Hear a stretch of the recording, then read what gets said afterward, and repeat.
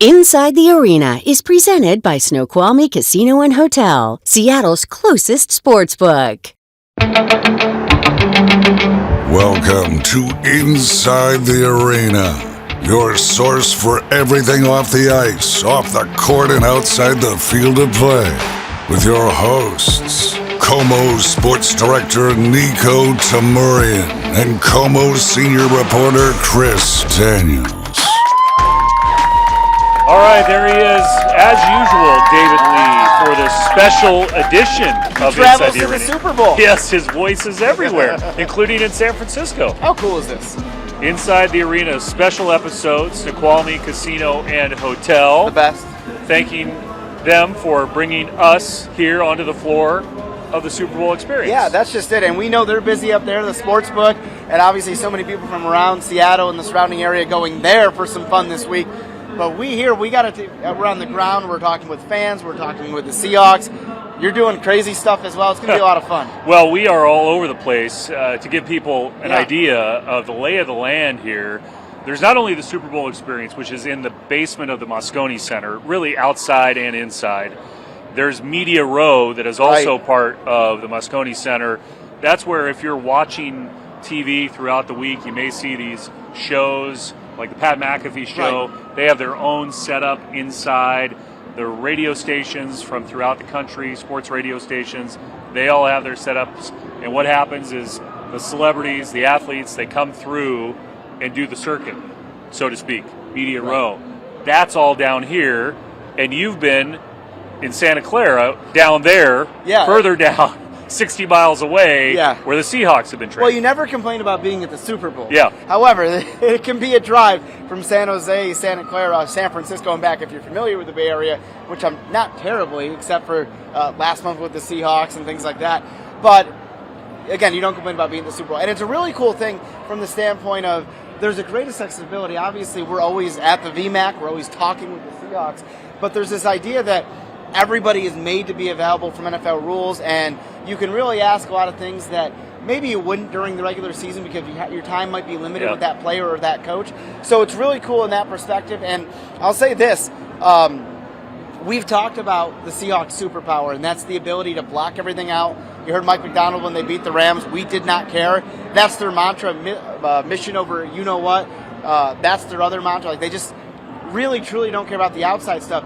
I'm saying all this from the standpoint that they are uniquely built for handle the hoopla that is the Super Bowl. I mean, Media Day Monday night was over an hour of just straight and constant interviews, whether you're one of the guys at the mini podiums or whether you're somebody just standing out and about and constant media comes up to you. We'll talk about that in the four corners. But then, it's an ongoing onslaught all week, and you're trying to prepare for the biggest game of your life. So I give those guys credit. They're uniquely built for it, and they seem to be handling it really well. And we're going to take people inside those press conference, those sessions. You spoke one-on-one with several of the Seahawks this week. We're also going to take you inside the Customs and Border Protection, who held an event here talking about all the counterfeit merchandise that is around, not only during Super Bowl week, but throughout the year.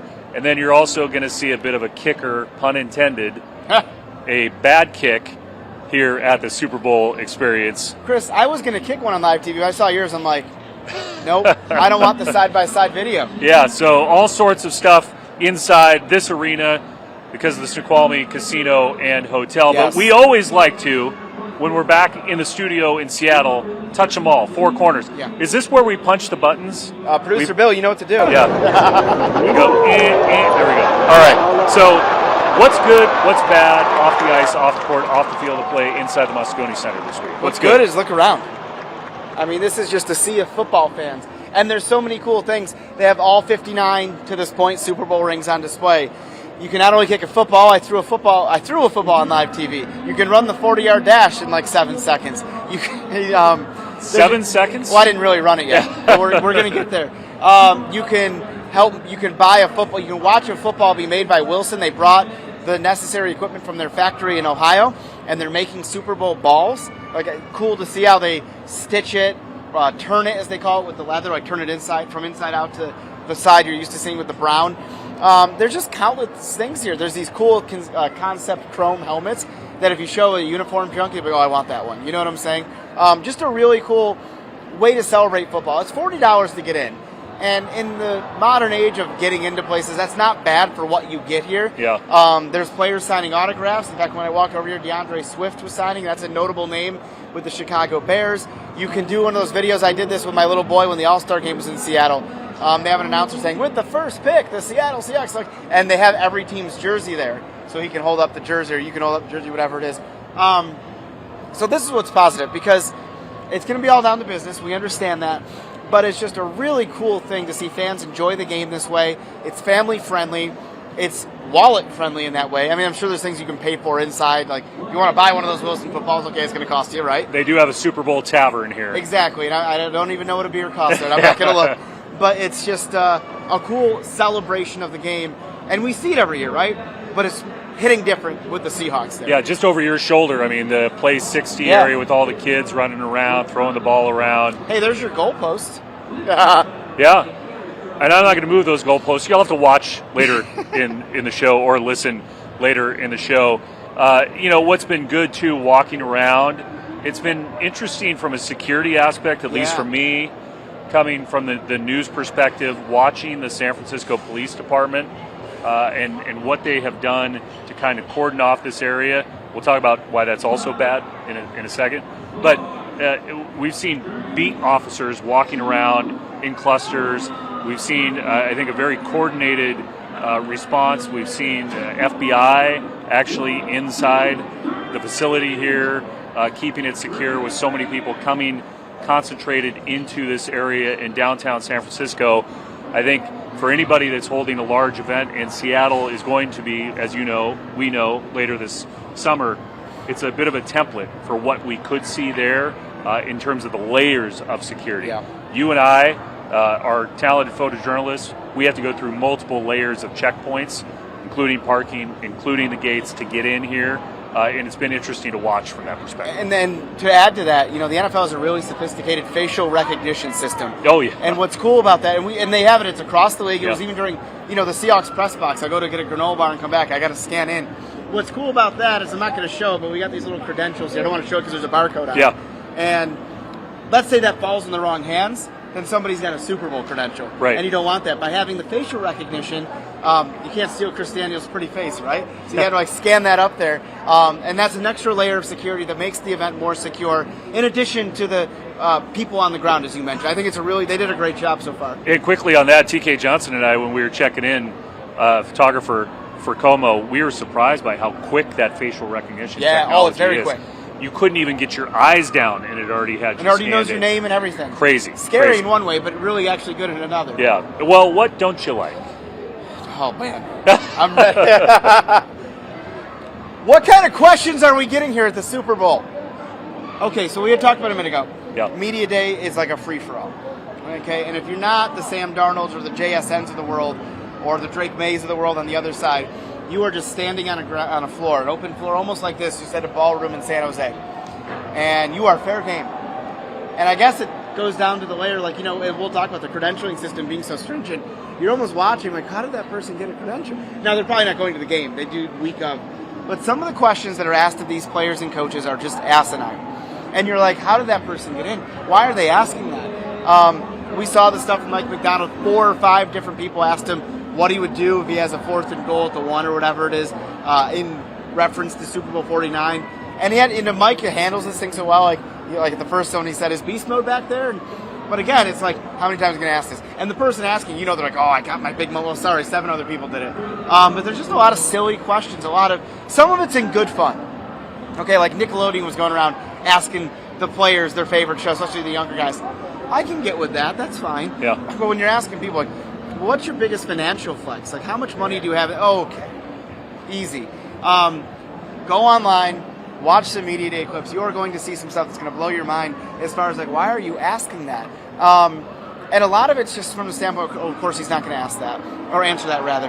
But a lot of it's from the standpoint, how dare you ask that? It's kind of, not appropriate to ask. But I wouldn't ask you how much money you make, that kind of thing. So I don't know how you fix that, because, again, the league is offering an opportunity to folks who might not otherwise be able to be in an NFL event, and I appreciate that part of it. But also you've got guys that are, these NFL guys that are trying to lock in on the biggest game of their lives.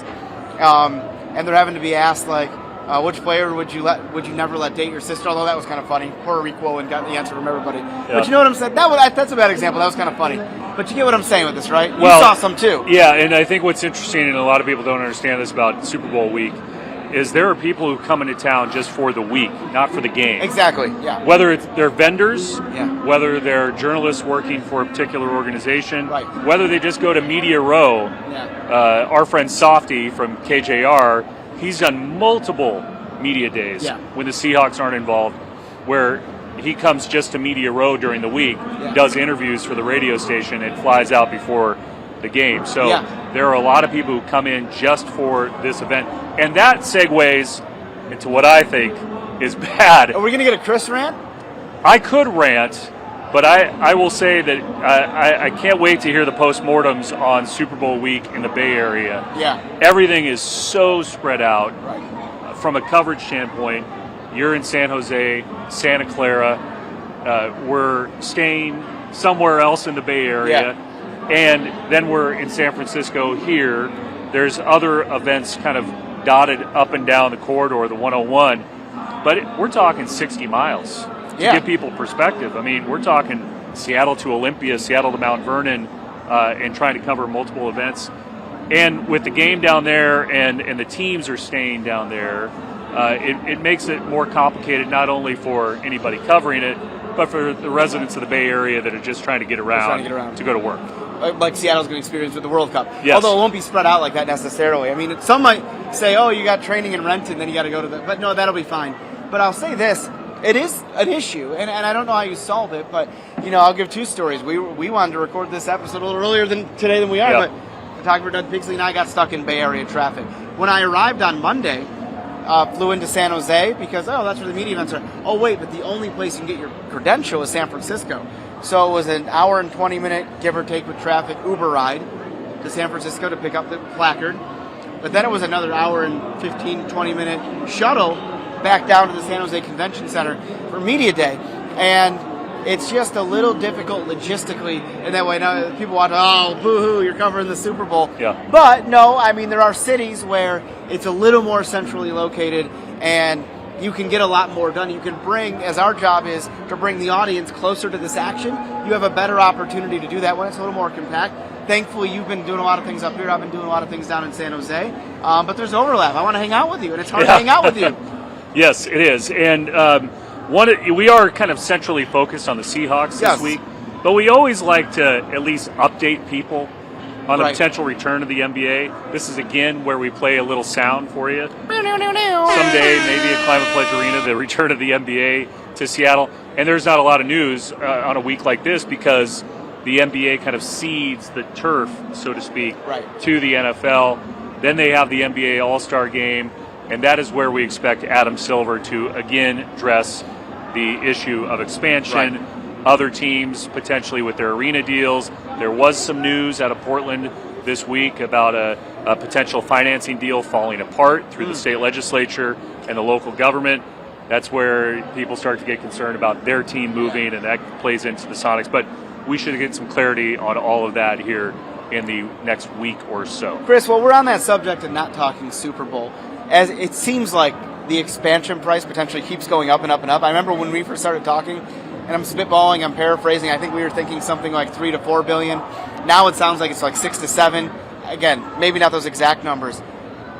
I've had fans ask me, and you're my resident expert, is there a concern, or do we think, like, okay, let's say a commissioner announces tomorrow expansion, and we're talking $7 billion. Do you think Seattle is okay for that in position? Well, you bring up an interesting point, because one thing we didn't touch on off the top is the idea that there's been reports now that have been denied by the Seahawks that Jody Allen's going to put the team up for sale after Super Bowl week and the Super Bowl itself. The talk there is $6, $7, $8 billion. Who would potentially want to finance that deal and finance the NBA at the same time? Could they be interconnected? I think it's too early to say. But yeah, I think you get to a certain point when you're a banker, somebody who wants to finance a deal like this, there's only a handful of people in the world who can pay for it by themselves. Is there going to be a price point that's too much for it? Yeah, and I think it's worth discussing as it gets closer. It's premature right now. And I have to admit, I was a little distracted when you were talking. There was kids playing cornhole, and they nailed one of the custodial workers, and like he lectured him. I'm just gonna watch it out the corner of my eye. But no, it is going to be an interesting thing. Let's just hope we get to that point where it becomes not an issue, but a talking point, and it's going to be interesting to see how it plays out. Well, we will focus on that in the weeks ahead, but focus right now on the game ahead, Super Bowl Sunday. You've been talking one-on-one with a lot of the Seahawks. And first of all, I want to talk to the Cougs out there. We did a one-on-one with Kirby Moore, your new head coach. He's amazing. We're a little distracted in the Super Bowl. We'll bring that to you in the coming weeks. But yeah, I mentioned the accessibility. And listen, we have great relationships with all the Seahawks players. They always say yes. They're good people. So some of these guys, like I talked with Rashid Shaheed. I talk to him after almost every game, so we've made it a tradition. But other folks, Kenneth Walker III, media is not his favorite thing to do. There's nothing wrong with that. But he kind of has to sit there at the table. So it's cool to pick his brain for the first time in a little while. So we've got some great interviews. The way these guys are approaching it, when I spoke with them the day of this record, it was our first time seeing them in their jersey, which has several patches on it. I asked them about that. They said, because there's fan backlash out there, that would have been another thing to talk about. Too many patches or qualities and things like that. But they said, you know what? We like how many patches are on here because it makes it so unique, one of a kind. It's the only Super Bowl that's going to have a USA 250 patch. Or obviously the Super Bowl logo is unique every year. I'm glad they started doing that again. Remember that a year, like when the Hawks won, that it was just the same thing every year. And then, of course, there's the 50th anniversary of the team patch. So a lot of fun stuff to bring you there. But before we get to that, we got to get to a message to our beloved and awesome partners, Snoqualmie Casino and Hotel. Looking for the ultimate game day spot? Head up to Hawks Peak Sports Bar and Grill at Snoqualmie Casino and Hotel. The place to be for game days. With over 60 TVs, you won't miss a single play, no matter where you sit. Grab your crew, your favorite bites, and your go-to drink, and catch every touchdown, dunk, or goal in style. Hawks Peak Sports Bar and Grill, where every seat is the best seat in the house. Learn more at snowcasino.com. Here with Rashid Shaheed, and we're making this a tradition now, but here we are at the Super Bowl. We got the patches on the jersey and everything. Yep. How cool is this, right? It's amazing. It's an amazing experience to be able to experience with these guys and the coaches. It's a dream come true. Exactly, and it's all come quick. Obviously, the midseason trade, everything that has happened for this franchise and with this team since then. I mean, what's that growth been like to watch? And obviously, winning 9 in a row and everything like that. Yeah, it's been amazing. It's been amazing because we've done it together. We haven't changed our formula. We've stuck true to what we know and how we play. And it's been amazing to do it with this group. We have a lot of fun doing it.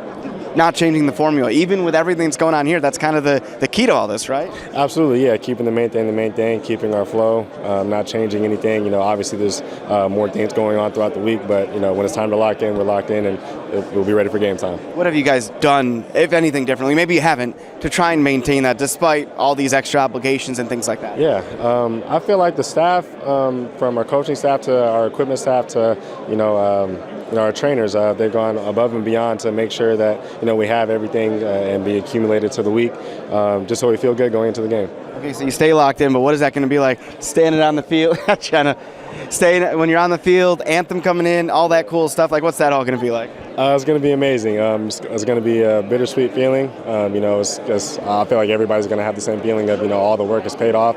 We're finally here, but when the ball is kicked, we're going to be locked in and ready to go.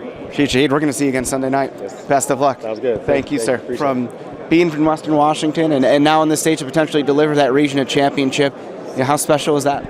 It's cool. I mean, it really is. It's a great opportunity. It's one I dreamed about growing up. I am excited, if you can't tell. No, I'm just really, I'm blessed with it, so we're going to take advantage of it. That's just it. And it is a balance, though, because you're here. It's a lot different, the build-up. There's some excitement, too, but ultimately you just have to do the same job that you've done every other week this year. Exactly, yeah. I think the biggest thing is, limiting the distraction, like enjoying it, but, when it's football time, it's football time. That's just it. What is it about maybe something that this team has learned all year? Because from the outside, it looks like this team's superpower is that ability. We do not care. Block everything out and do what you got to do. So what is it about maybe that this team has learned that'll help you in this Super Bowl situation? It's just that, when it's time to do all of this stuff, we enjoy it and we make it happen. But, when it's time to go, we come back to center and focus and lock it in. I imagine with all that, though, it is fun to get the messages from home and have friends and family be so proud of you as they always are, but maybe take it to another level? Yeah, I mean, it's cool. It's interesting. I get a lot of messages from people I haven't talked to in 15 years. So, but no, I mean, it's nice. My family's going to come down, so I'll be able to see them and, a couple of my buddies. So it'll be awesome. There's only so many tickets, exactly. Yeah, no kidding. Last thing I'll ask you here. Obviously, listen, both teams in the Super Bowl are very good. It's going to be a tough matchup. Is it one of those things that you're aware of what you have to do, but ultimately you play Seahawks football, that's the goal, and that's what's going to put you in the best position? Yeah, that's exactly it. I mean, you don't come out trying to reinvent the wheel or do anything special. I mean, at the end of the day, it is a football game, and there might be a little bit more riding on it, but it's just, I mean, in my mind, it's just like another game. You just prepare for it and, in the way that you've done it, and you don't make it bigger than it is. Has there been maybe one message or somebody reaching out that stood out? I don't want to say more than anybody else, but is there any, message or something that stood out in this lead up from home or college or whatever it might be?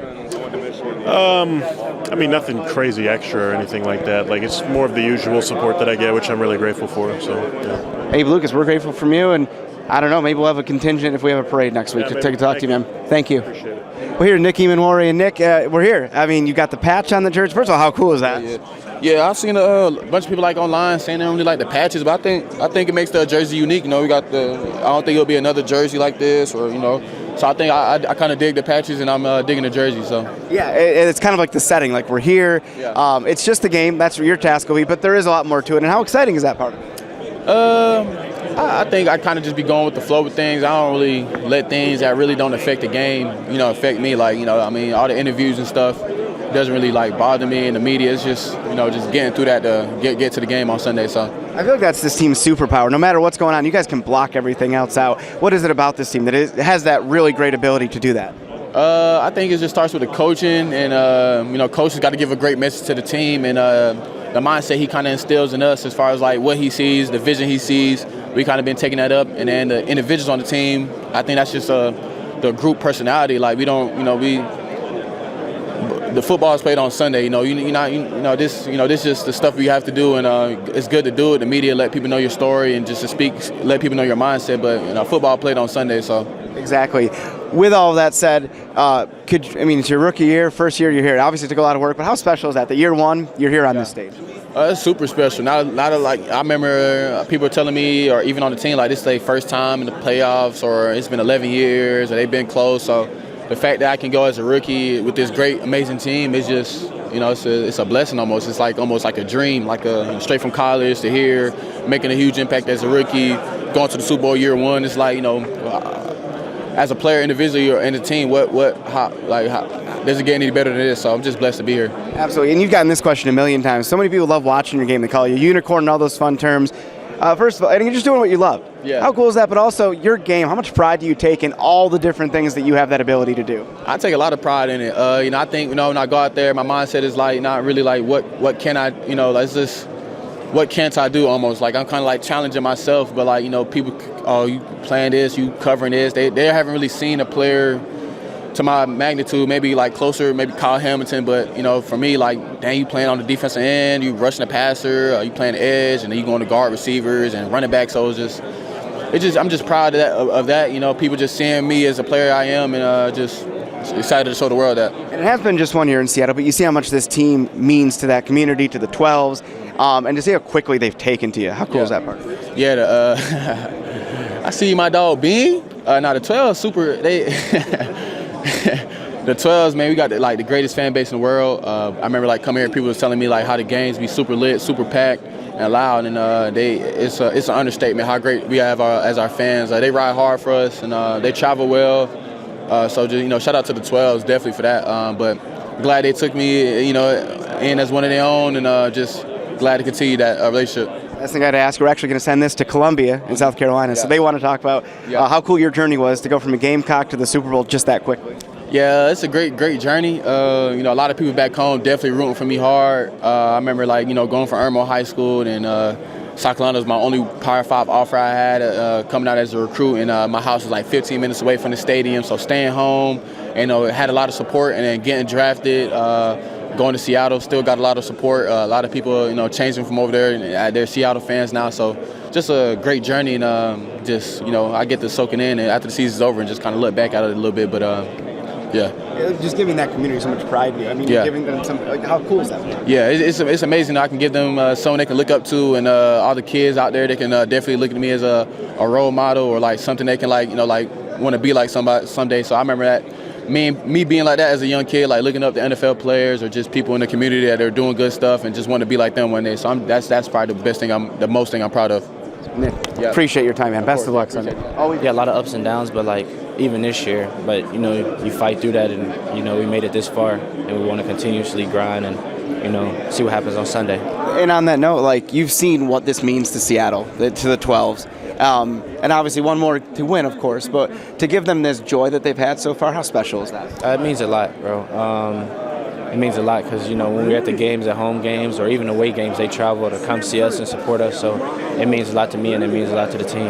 As far as leading into this one, we've seen this offense do some really great things, especially in that NFC Championship, and you've been doing some great things all year as well. The opportunity to put that on display on this great stage to potentially win a championship. What does that mean to you to have that opportunity? Oh, it means a lot. It's a blessing. A lot of people, they can have their whole career and not be able to make it to the Super Bowl. So it's a blessing for me and all these guys. And how do this team Superpower has been locking things out, right? Just staying focused, mission over everything, right?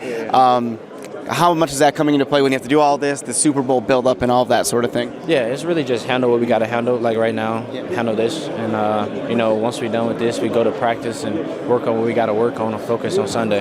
Kenneth Walkers, I appreciate your time. Yeah, thank you. Yeah, so when you look at that, I mean, these guys are loose. And it's cool because you're talking about the biggest game of their lives, and it almost sounds like you're talking to them about Week 7 against the Cardinals or somebody. They obviously understand where they are. They obviously understand what's going on. They're not usually in big ballrooms fielding about 1,000 questions, but they're staying grounded. And I suspect that when they take the field, it'll be full board. It's going to be a lot of fun to watch. You were just mentioning the patches. There was an event here with Customs and Border Protection talking about all of the stuff that's been seized, counterfeit stuff that has been seized. That's a concern. Millions of dollars in fake stuff, fake Seahawks stuff. We saw a fake Super Bowl trophy, and we talked with CBP about that down here in California as well. We are at the official NFL shop here at the Super Bowl Experience, where you can buy all sorts of authentic gear that's licensed by the NFL. But here we also heard from federal authorities who say there has been an alarming spike in counterfeit goods. If you're a fan of either team, this weekend you'll likely be showing your colors, like David Schmidt. The kids wanted a jersey, and my other daughter wanted a sweatshirt, so just getting some gear for the game. But customs agents are publicly sounding the alarm that could make fans feeling blue for all the wrong reasons. And I would say for the consumer, typical consumer is just use your best sense, feel the fabric, right? Pick up something that doesn't feel right. It's probably poor quality.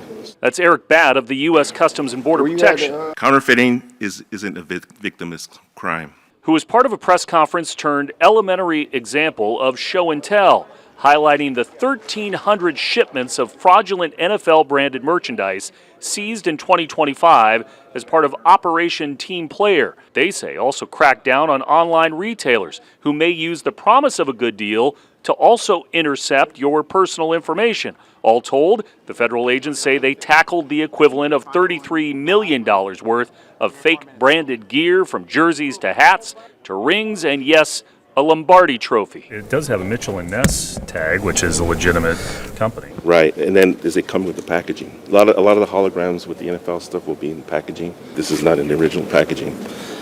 And then obviously look at the other stitching. What are you looking for? Generally just the trademarks. Schmidt says he's never been fooled. So she's going to come pick this one up tonight, and then my other daughter, I'll ship this to her, and they'll wear it for game day. Nor does he intend to be before or after Super Bowl Sunday. Authorities saying it's key to look at the stitching on some of these items. In particular, look for a hologram to make sure you are not deceived. All right, finally, as we wrap up this special edition of Inside the Arena, a kicker. Yeah, pun intended. Yes, this is what I attempted to do here at the Super Bowl Experience. So I'm going to try and do something for the first time in my professional career, and that is to kick something through the uprights. I'm going to do it Michael Dixon style. Yes. By the way. Yeah. Just and we've been punt it. practicing, so no pressure. No pressure, Chris. No pressure at all. And wide right. Yep. Wide right. Wide right. We got 30 seconds. Yeah, 30 seconds. Give it another 30 shot, seconds. Chris. Okay, let's see this. You got it. You got it. You got it. Oh, I went through that. That's over good. the net. Over the net. Okay, that's over good, the net. Chris. It's good. It's good for the Super Bowl and on live TV.